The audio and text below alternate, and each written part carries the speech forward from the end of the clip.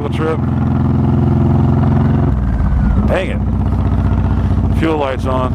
That sucks. Seems like I put gas in everything. Just put gas in the Gold Wing. Just put gas in my car last night and filled up. Now this needs gas. So,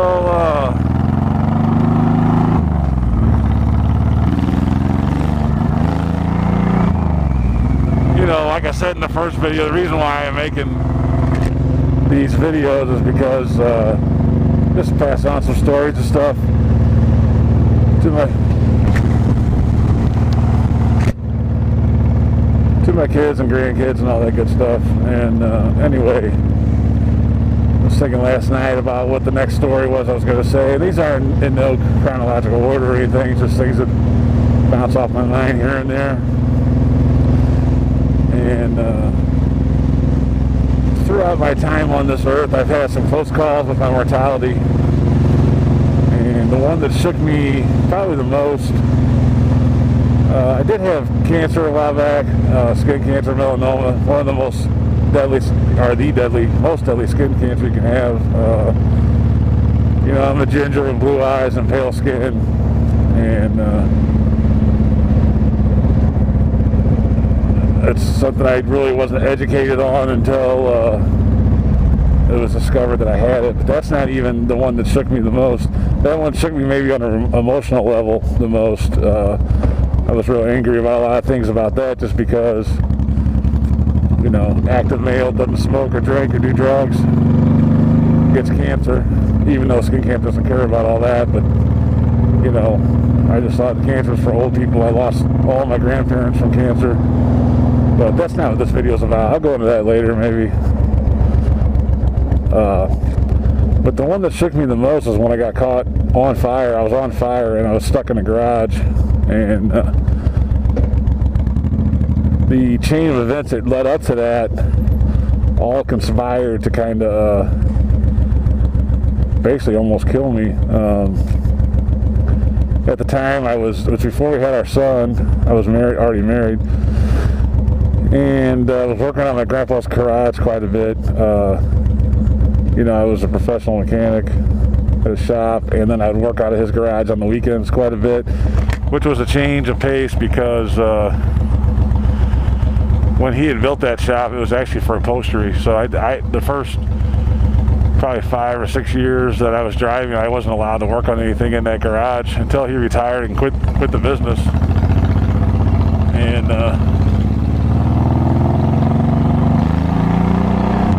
once he retired and quit the business, he let me work on the cars in there, and I was, you know, working on quite a bit of cars out of there. I lived about 20 miles at the time. We had moved out of St. Louis City, and we're in what they consider the country in St. Louis. Is really not.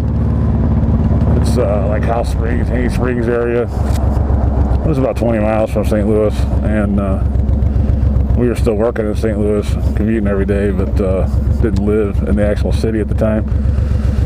And my grandpa lived in the county, and I would go there and work on cars. So anyway, one of my friends that drove by, he had a Corvette, and he came by earlier in the day, and he had a fuel leak.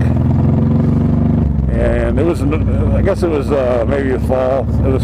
I was wearing a sweatshirt, and the reason why I remember that is because that comes in to the story later on in the day. But I had been wearing a sweatshirt, and I fixed his fuel leak for him. I think he had a fuel leak at the carburetor or something like that, and I had worked on it, fixed it.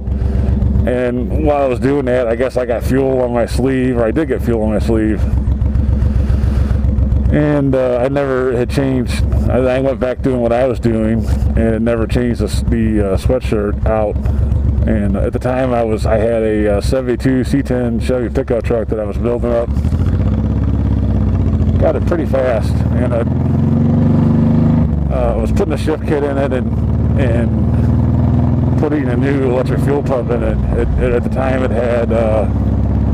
still had the camshaft-driven fuel pump on it, and I had ordered aluminum heads for it and a bigger camshaft and all that. I had a pretty good 350 in there. with iron heads, and I think it had a mild cam at the time, and I ordered a more radical cam for it, aluminum heads and all that. And I put a stall in the shift kit, and I was just getting it ready for the engine upgrade, and I was putting an electric fuel pump on, a high blue fuel pump, and the truck still had the gas. I'm gonna stop in here and get gas. The truck still had the gas tank behind the seat. On the 70s C10s, the gas tank was directly behind the driver's seat. So anyway, that's what I was doing. I was mounting the fuel pump underneath the truck, right underneath the cab, and that's when all hell broke loose. I'm gonna go ahead and put fuel in this real quick, and then we'll pick it back up. So anyway, you gotta understand at this time too, I've been working on cars since I was 16. I think I was about 29 when this happened, 28. So I'd already been working on cars for several years, and fire was never really a big deal to, when you're working on, this is back in the 80s, so this is probably 90s when this happened, but it was the 90s, but late 90s. But when you work on older cars especially, when we work on the hot rods and stuff, you'd have car backfire, setting the timing or putting the engine in, putting the distributor in, setting the timing, you'd have backfires or whatever, and get little engine fires here and there, and you put them out, blow them out, or even just pat them out, whatever's laying around next to you. So I didn't have a real healthy respect for fire at the time, I guess you could say. I know one time I was working on a truck in the field, and it hadn't been started in a long time, and I was pumping fuel down the carburetor, and it backfired, and it caught the fuel. I had the fuel tank, the little gas can, right next to the fender well. It caught that on fire, and I had to throw that out into the field. Things like that would happen, and you're younger and you just don't respect it as much. So that's kind of the setup for what happened here. So I'm underneath the car, and at this time we didn't have LED lights and all that. You had the stupid drop light with the household light bulb in it, and I did use those, my whole life. I even used them in the shop professionally, and I had seen a guy. He had a bunch of brake cleaner, and I actually didn't see it. I heard about it. It was a shop next to ours, and he had a bunch of brake cleaner. Was cleaning the back of the brakes, and he had a big puddle. He was standing in a big puddle, and this drop light fell, and it lit that on fire. It lit him on fire. So I kind of knew about the dangers of it, but just carelessness on my part on this.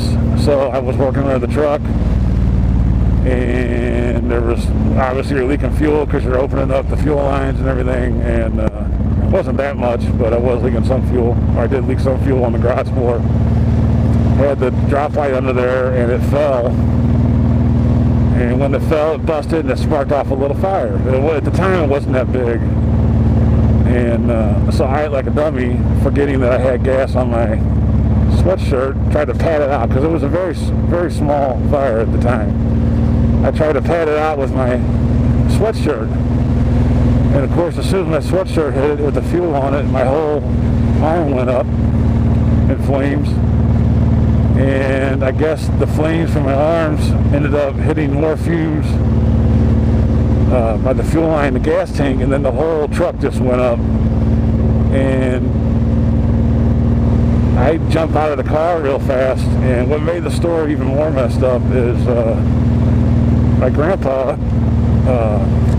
grandmother just died maybe a year earlier, so I spent a lot of time there anyway with him, and he would come out to the garage and we would talk, and we really did a lot of bonding during those years after my grandma died. Because when my grandma was alive, she was kind of, I still was close to him before she died, but she was kind of like the go-between with a lot of things with the family, with him. Because he was kind of gruff and intimidating, even though he had a great heart. He had a big heart and was a good guy, but just had kind of a gruff exterior. And especially when you're a younger boy or whatever, he was pretty intimidating. Like I said, as I got older, I got real close to him, and then once my grandma died, we got really close, especially because he would come out, he was bored, he didn't have anything to do, and he'd come out the garage and, you know, sit there and talk to me or help me for hours working on cars.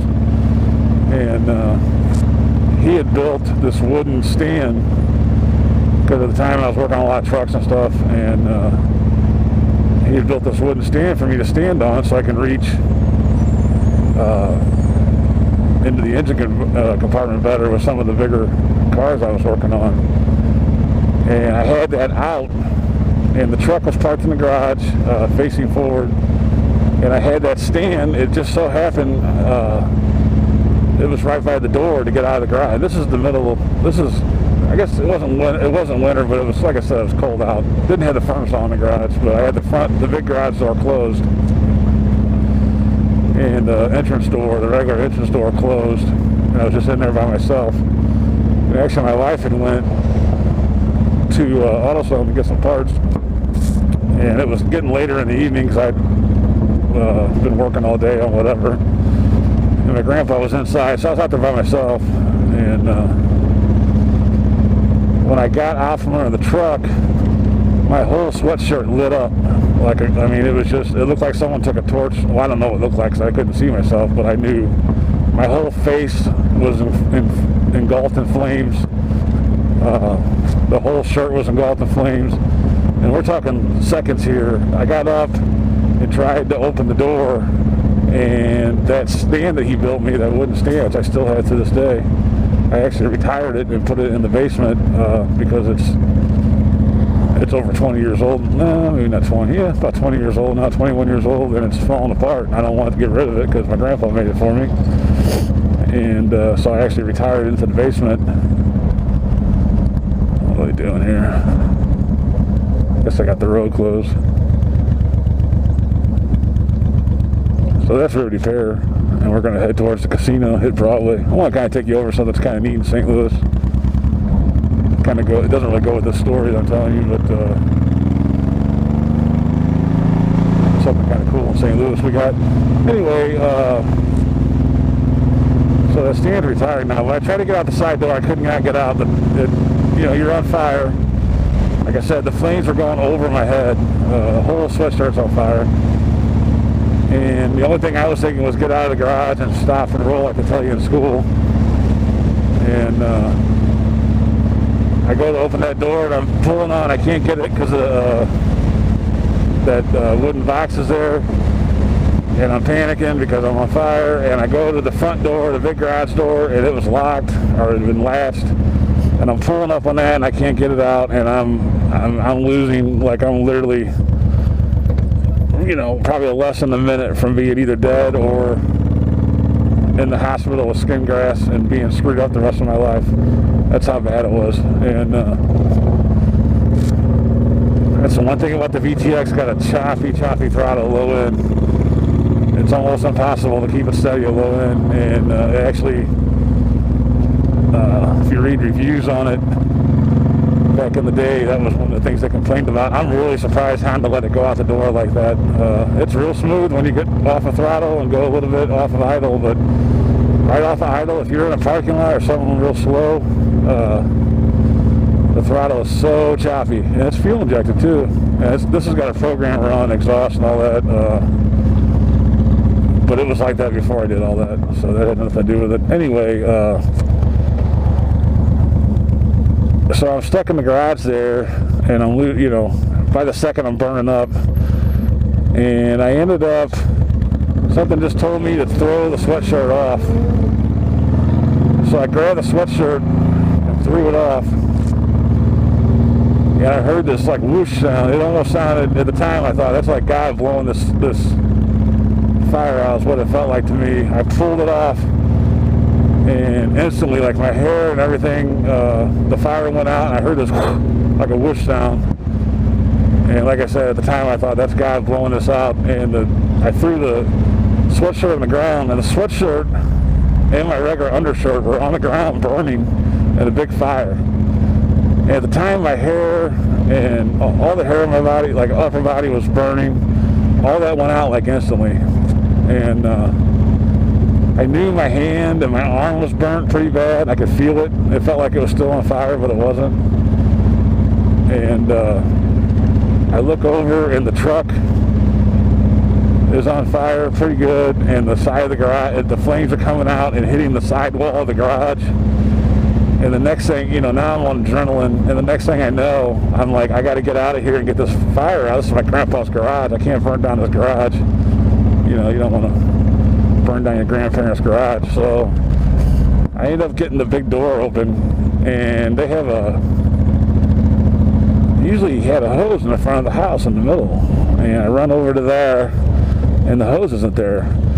And I'm doing laps around the house trying to find the hose so I could hook it up. And I run into the house, and I don't have my shirt on, and I'm screaming to Grandpa, call the fire department, where's the hose? And he's sitting at the kitchen table reading the book, has no idea what's going on, had no idea anything. I guess all he heard was fire. I said, where's the hose? And I'm on full-on adrenaline. And he just sits there and doesn't answer, so I run back out, and I'm doing laps around the house looking for the hose, like an idiot. And I guess he had called the fire department. Well, he walks out there, he's got a big, and I don't know why, I don't remember if I asked him why, but he used to go to Sam's. He had a huge box of, and we're talking a huge box with a handle on it, of baking soda. And he comes walking out nonchalantly and sees the fire, and I'm running around, and I'm freaking out because I'm thinking the whole garage is going to burn down. And he starts putting throwing the baking soda on this fire, and it goes out. And I'm like, you got to be kidding me. I didn't even know that was a thing. And you're talking about a guy that was in World War II, etc. He's a pretty tough guy, and he wasn't shaking at all. He actually got shaken later after he figured out what happened, and then he would freak out and wouldn't let me out in the garage by myself. He would just sit out there in the chair and watch me like a little kid. I guess I lost a little bit of his trust setting the truck in the garage on fire. So it goes out, the fire department gets there, they're trying to get me, my hand at the time starts blistering up really bad. They're trying to get me to go to an ambulance. I'm like, there's no way. I didn't have health insurance. Like, I'm not going to the ambulance. I wasn't even sure if I was going to go to the hospital yet. I was kind of going in between the garage, seeing what's going on, and going into the house and running water over my hand. And anyway, I did end up going to the hospital, and they treated it there. And then I had to go back to the hospital, not really a hospital, but another facility a couple days later, and they had to take all the dead skin off my hand, basically peel my hand. This whole hand was burnt, and then all the way up to, you used to be able to see a line right here on my arm where my sweatshirt was at. It stopped there. But you can't tell now that ever happened. But at the time, it took a while to heal. I was no long term. But I got very lucky because half my hair was gone, singed out. All my chest hair and back hair was gone. I had a goatee at the time, and that was burnt off. Just all that was left was like a black stubble. And anyway, that's probably the one time that I've been shaking the most out of all my, I've had close calls on motorcycles and cars, racing them and doing stupid stuff. Dealt with fire more than once. I actually had, in the same garage, I had another fire later on after my grandpa died. I actually bought his house, and had another fire later on, and that was after that happened. I was very careful after that. I got all LED lights. We put, I don't know if LED lights were quite out yet at the time, but we put some kind of different light in the drop lights. We went out and got fire extinguishers, and kind of got a little smarter after that incident. And then once the LED lights came out, of course, we switched over to that, got rid of all the bulbs. But I did have a fire later in the same garage. We have a furnace in there, and it's a natural gas furnace. It's got a pilot light, and I thought I had checked it, and I thought for sure it was off. I looked under there, and I didn't see the flame, and I dropped the gas tank down on the van. It was actually my van, and was putting a fuel pump in it, and the vapors caught fire.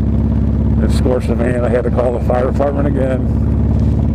And this fire actually smothered itself out after a little bit of time, but it was pretty scary. That time when that happened, I heard this weird flash. I saw a weird flash and heard this weird pop. And it just, like, the whole side of the van went up in flames.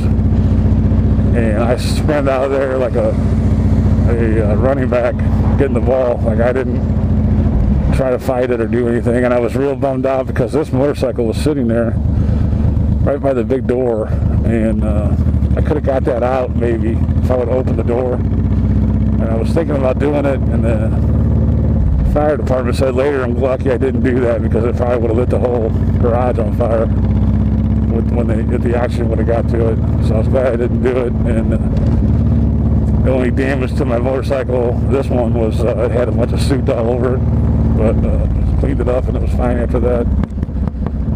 So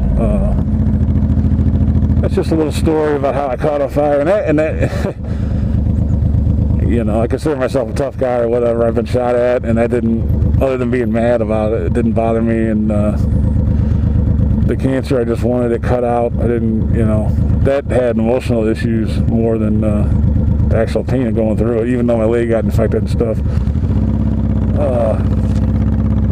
But the fire one, I actually woke up a couple times in the middle of the night. I guess you'd say nightmares or dreams, whatever. It shook me pretty good. And then when something like that happens, you know, you have a whole new respect for fire and all that. So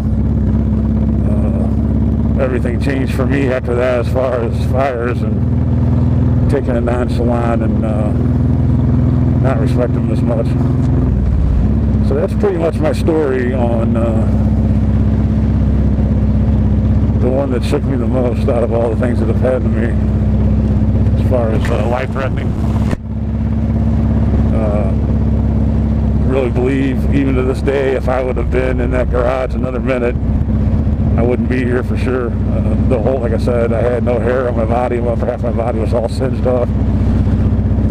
If you ever smelled burnt flesh, that's how I smelled for about, seemed like a week or two. My hair and my hand. I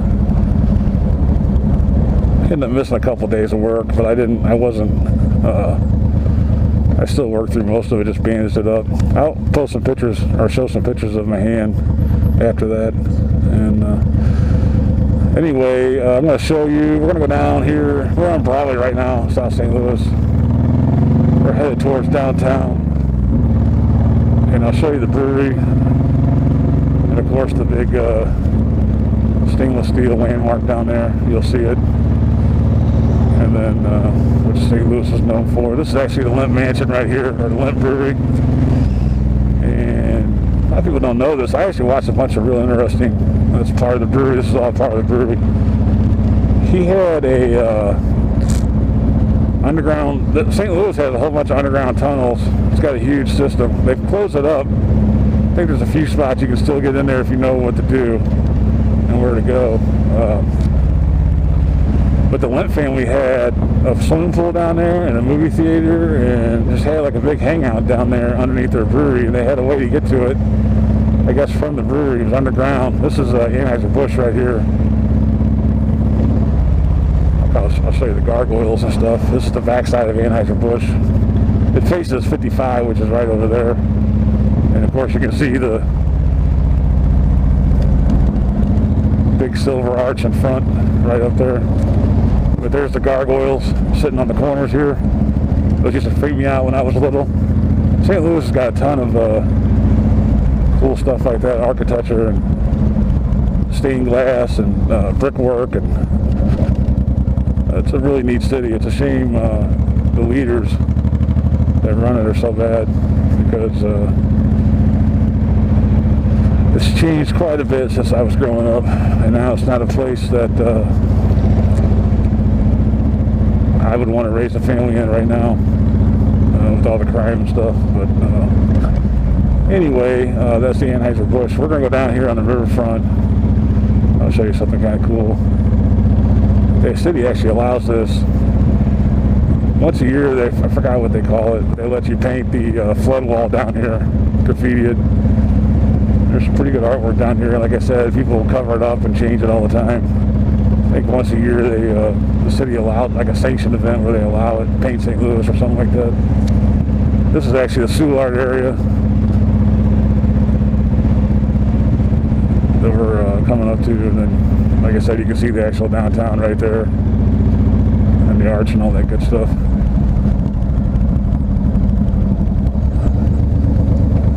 But yeah, you can take tours Anheuser-Busch, go in there and do some beer sampling, and they'll show you how they make the beer and all that stuff. And I think they had some of the horse stables there for the Clydesdales. They have a farm. Well, they don't own anymore. The family still owns it. Grant's Farm, where they have the Clydesdales out there. You can actually go up. We fed them before. You're not supposed to feed them, but they have an electric fence around there, and it does work. I've tested it like a dummy, and they'll come up to you and eat grass out of your hands and stuff. The actual Clydesdales. They have open fields there that are fenced in. There's a bike trail right there that we ride, Grant's bike trail, and when the Clydesdales are out, they'll walk right up to you sometimes, and you can feed them grass or whatever. So, and then they have a farm there where they got all kinds of animals. It's kind of in a weird spot. It's off of Gravois, out in the county. I guess back when it was built, it probably wasn't that weird. It was more like the country back then, but now it's not really the country. It's right in a residential area. But we're down here on Shoto, make a right. Check out that wall. And this is Broadway. Broadway is kind of a industrial type street. South Broadway, back where we grew up, there was business and stuff, but it was kind of it was even kind of rough back then in the 80s and stuff. But now there's a lot of drugs in that area, like the Patch area. They call it the Patch. There's a lot of drugs and prostitution and stuff through there. And I ride my bicycle through there a lot, and a few even stopped. Like one time, me and my son got a flat on our bicycles, and we were stopped repairing it, and the prostitute come up. They're just everywhere. And you can tell they're all whacked out on drugs real bad. We're not talking about movie prostitutes where they're kind of hot, like Julia Roberts. We're talking about some pretty rough individuals.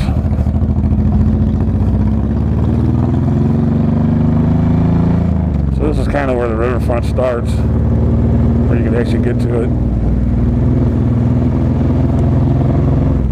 This is where the riverfront bike trail starts. The bike trail actually goes all the way, it's like, I think around 12 miles one way or something like that. That goes all the way up to North County, the Chain of Rocks Bridge, which is now closed down, and they got it where pedestrians and bikes can go on it. And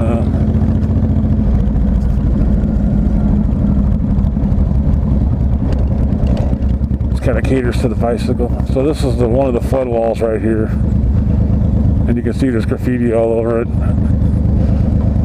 And this thing goes down the street here.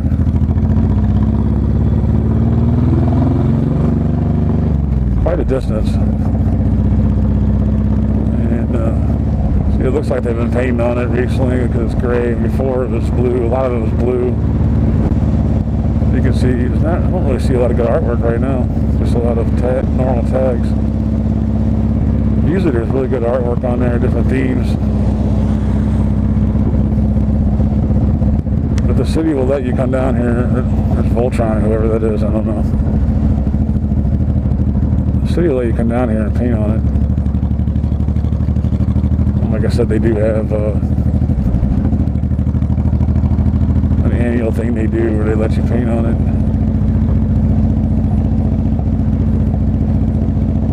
And this is just the big flood walls, all this is. Mississippi's literally right on the other side of this wall here. You see the Mississippi right there. There's a dragon.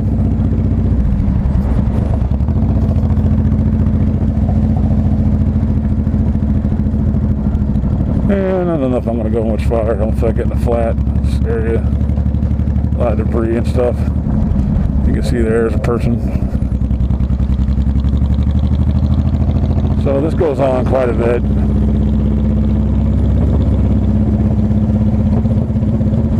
And I'm actually, believe it or not, usually there's some pretty good artwork on here. This just looks like all tagging and stuff, but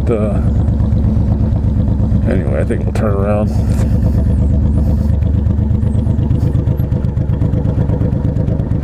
I don't feel like getting a flat.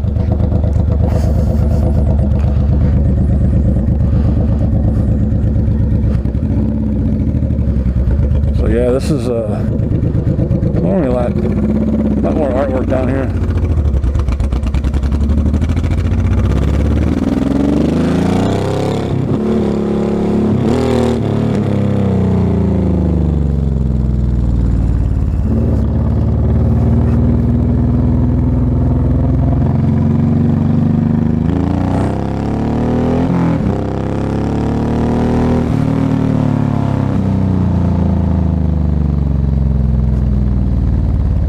So the city's actually been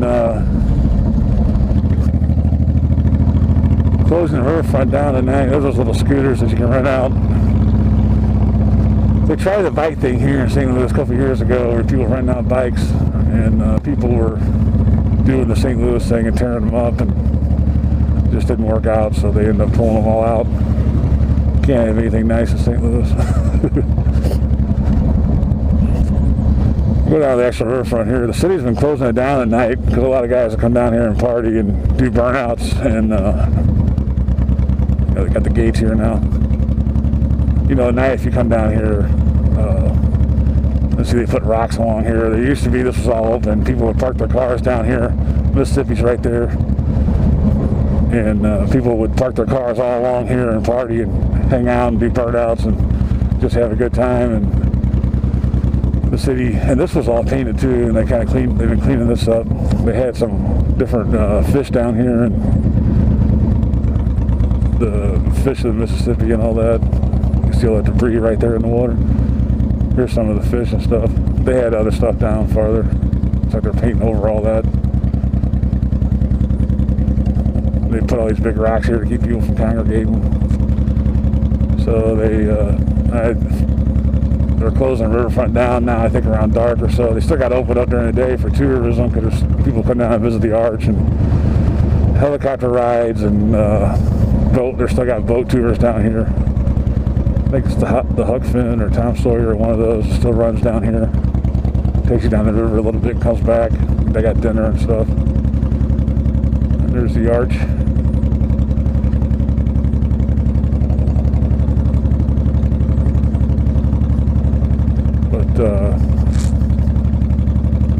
Yeah, this all closes up. They got parking right here, but it's hard to park, and then you can park on the levee.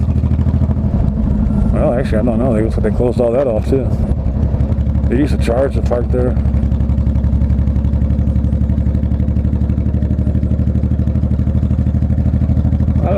I just found out about this. Conspiracy theorists, the arch is government owned, and evidently there's a bunch of tunnels underneath the arch. I mean, the whole city has tunnels under it.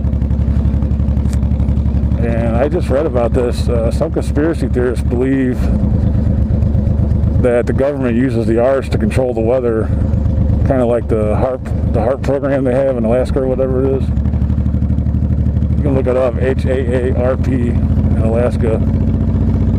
And it's just some kind of government program where they try to control the weather and kind of use the weather as a weapon. Of course, they deny it, but there's quite a bit. I'm not really a conspiracy theorist, but there's quite a bit of information out there about the HAARP program. And I had just read recently, in the last year or so, that conspiracy theorists believe Road closed. What are we supposed to do here? That they use the arch is some kind of weather, something to do with that. And there's underground computer systems or whatever that they use, the military uses to control the weather. Somehow the arch is involved in that. And I don't know if I believe that or not, but I just found that interesting that people are saying that. Of course, you can't believe everything you read, but it's evidently a pretty common, or I guess I'm supposed to turn around here. That's probably why it said road closed.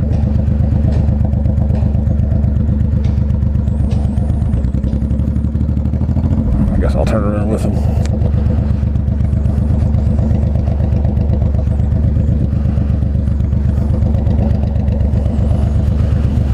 Like a dummy, I followed him through the road closed when I shouldn't have. That's the East Bridge right there. I actually did a speech class in freshman in high school. We had to do some kind of speech. And for whatever reason, I did like a 5-minute speech on the East Bridge. I don't even know why I did that. And if you ever watched the movie American Flyers, it's a bicycle movie. It's got, who's it got? The guy from Yellowstone. Huge actor. I can't think of his name now. It's going to come to me. Huge actor. He's in Waterworld and all that. Anyway, there's a bicycle movie called American Flyers in the 80s, and it shows him riding his bike down here on the riverfront. Of course, it's changed quite a bit. It used to be the McDonald's riverboat down there, and this is all kind of changed over through the years, but as long as I can remember, you could come down here to the riverfront right here and drive and walk and stuff. It's just yeah, there's riverboat cruises. I think the Huck Finn or Tom Sawyer cruise out of there. They don't go very far. So anyway, just wanted to show you the graffiti wall and tell you the story about I almost died by fire. And got a bunch of stuff lined up to do. Like I said, it's hopefully to pass down some of these stories to my kids. It's kind of interesting to me anyway. So this will end it here. Thanks for watching. And as always, God bless. And there's some bikers there.